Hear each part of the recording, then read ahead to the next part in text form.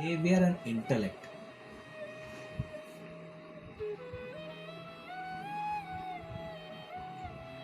And when this process is in sync with absorption and reaction to equal and opposite magnitude, it is health.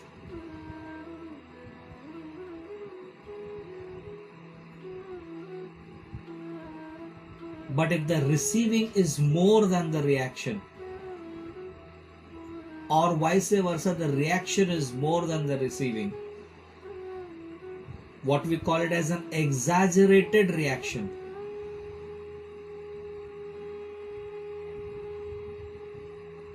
or other way around, exaggerated perception,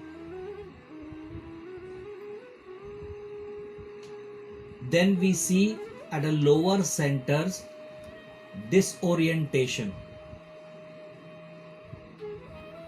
in terms of time, place, space, emotions, thoughts.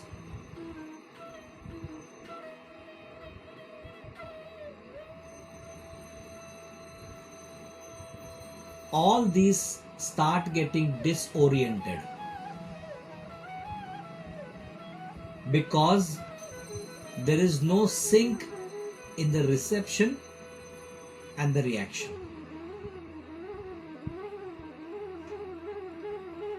So the first thing that happens and expressed by the vital force is the higher centers.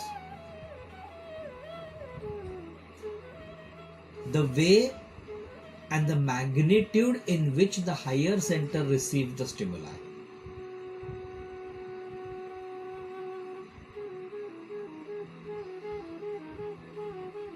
So therefore the I of an individual is monitored by this cerebrum.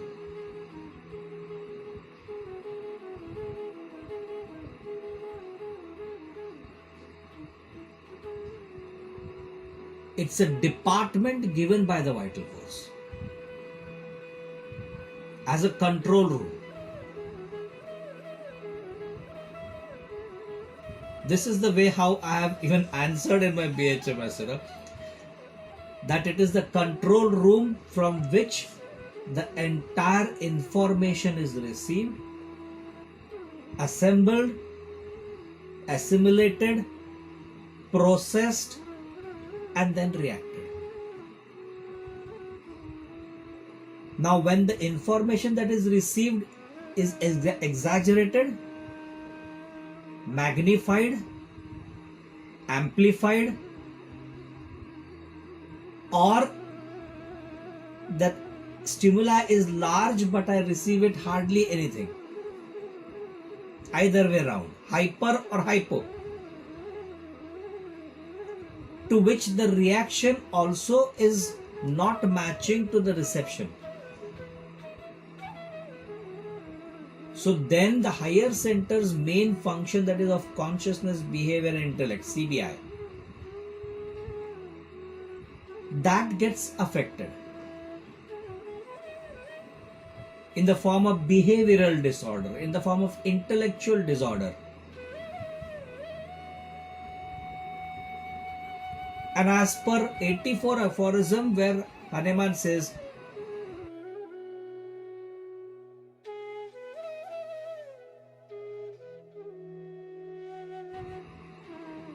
those about him tell how he has behaved.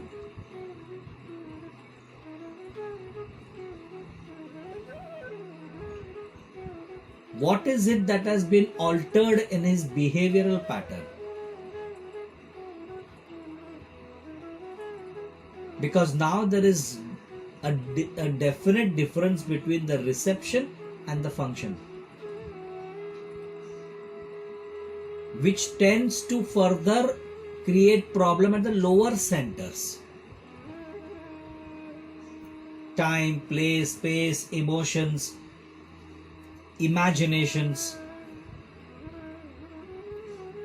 all these gets altered. And therefore, in the case, as I said, we try to see what's the stimuli. that becomes an issue for that person. Because as I said, without the you, the I cannot be disturbed. So this you penetrates through this cerebrum. And then this churning of the information, everything happens.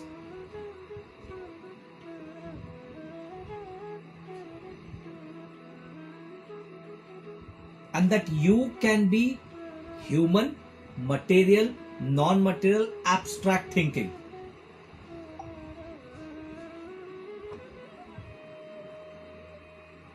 Which becomes that individual's issue. And thus percolating down to the lower centers of disorientation. He is not in his senses right now, as we say. He is in his own world, as we say. I don't know, he's lost somewhere. He's physically here, he's lost somewhere. All these are the ways of telling. In other words, the ways of expressing that disorientation of time, place, space, emotions, imaginations and everything. Are you all there? Yeah, this is how the physiology connects to organon, connects in a wholesome way.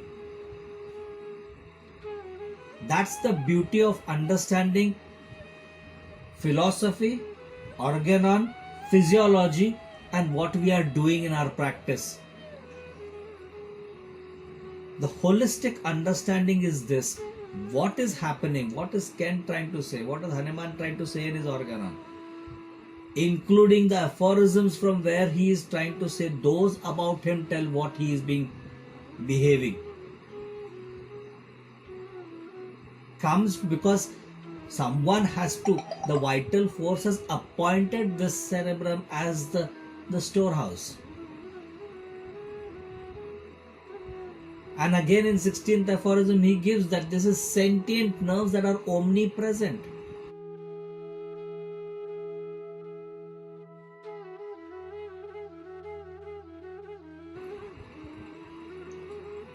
Which takes this information. And physiology tells that it is the sensory nervous system that takes this.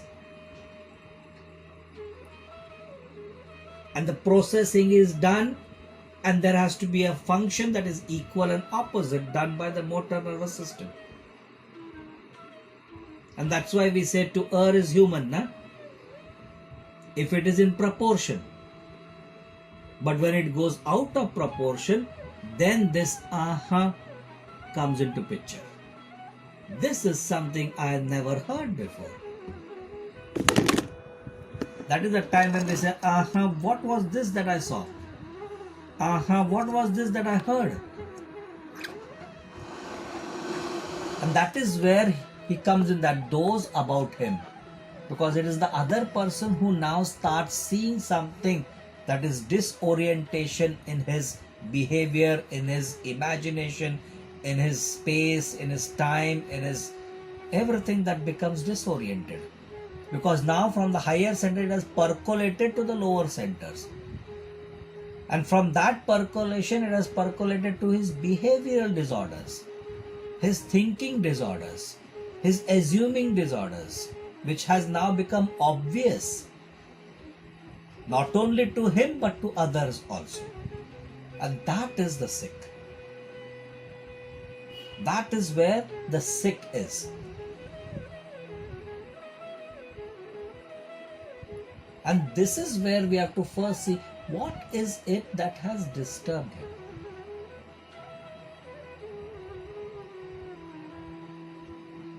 The actual core of that I's disorderly state of that individual.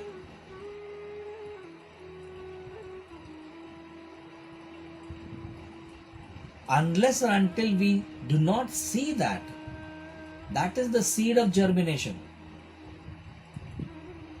Once we see that, then we can come to know, okay, I know what is the problem with this person. Then I can explore. What is his imagination that has been disoriented? What is his emotion that is what we say in levels of experience. And then when we probe further, then the storehouse completely goes away. The monitor of the storehouse, the vital force, starts expressing. What we say beyond emotion, beyond delusion, beyond that, what comes is the vital forces expression. Now the main warrior has come on the forefront. Before that, it is the soldier, that is the cerebrum.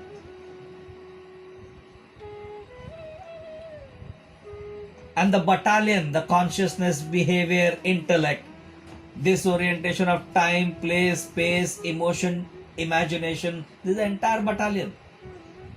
When all are finished, then comes the king, the vital force. So this is how we exactly just put all these things, simply put physiology, organon, philosophy, everything, when we actually stitch everything together, then we understand, oh my, it's so beautiful. And those who have actually gone for these retreats and all, you will see exactly similar. The idea is very similar. Only thing is, the only difference that is there is we add a remedy to it. Where it is there, it is meditation and self-healing and all these things. Process is the same. Everything is the same. If anybody has really gone into these centers and spent days together, they will really understand this. And then it starts making sense. Philosophy and everything is so much integrated with each other. Any questions? That's why I waited for the whole thing to be finished. And that's why the first word in this third lecture, you see, the translator has correctly used here the word perceive. That's what we were talking about. Seeing, observing and perceiving what it is. So it is the perception. And that is exactly the job that the vital force has assigned to the cerebrum. You perceive. You become the storehouse. That's why it has been made so big. It's the largest part of the brain. Nah? So it has to have all the centers in that brain, in that particular thing. And moment it starts shifting, deviating, then the perception becomes heightened or the perception becomes lessened. The reaction becomes heightened and inversely proportional. That is the time when there is some gadbad, there is some problem.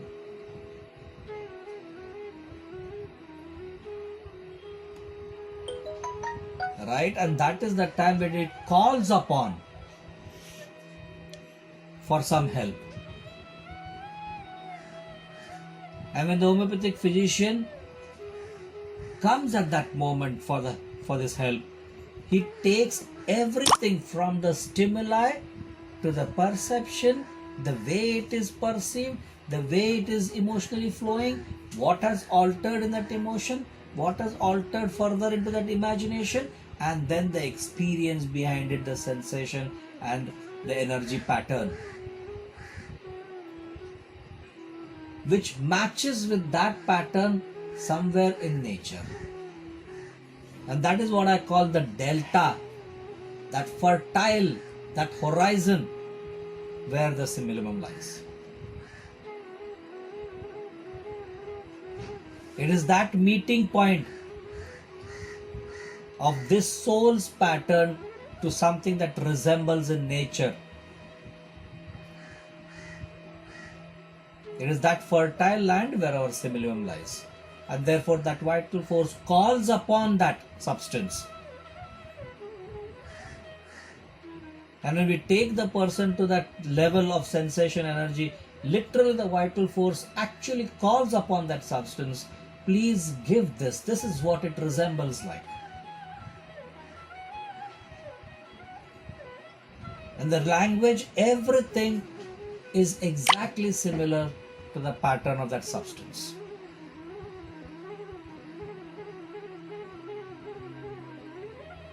And therefore it is something that the person goes into, that vital force goes into the trance to get that substance. It is screaming, this is my pattern, this is the pattern that the substance in nature is. I see, they tell, I see this. It's round, it's red, it's orangish, it's glowing, it's burning hot. And therefore the language at that time is it, because it's a substance. There is no he, she, I, me, nothing. No gender. It is not about they, them, those, you. That has affected that, it has gone past that. Now what comes up is simply, it is this. And when it spreads, it gives warmth. It gives life. It is life. And then at that level, when they do not even know what they're talking, something that is there, I am life. Life begins from here. Behind this is dark. And then you understand the whole thing. At that moment you go crazy because you don't understand. If you are there to use logical mind, it doesn't match. You also, along with that person, travel there. And that is art. Because you have to shut everything now. You have received the information what the person has received. You have processed the information the way the person has processed. You have reacted in your mind the way the person has reacted. You have gone through the emotion the way the person has gone through the emotion. You have gone through the imagination the way the person has gone through the imagination. Now you are in the pattern the way that other person is in that pattern. That's why Stalwart say, a well taken case is half cured, because you are also in that process. Catherine Coulter says, I also feel like taking the remedy what I have to give my patient. Because you are going through that same process. You are in sync. Every time when you are taking a case, you are in sync with that person. That's where adaptability comes. Now you adapt to the pace, you adapt to the speed, you adapt to the rhythm and flow of that person's vital force every time you're taking a case.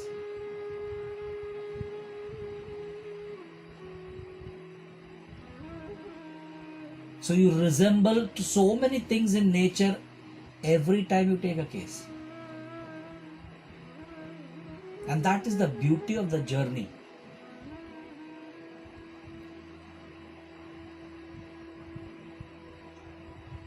And that is what exactly one has, and there is where the word, precious word of unprejudiced comes. If you are unprejudiced, only then you can get into all these things.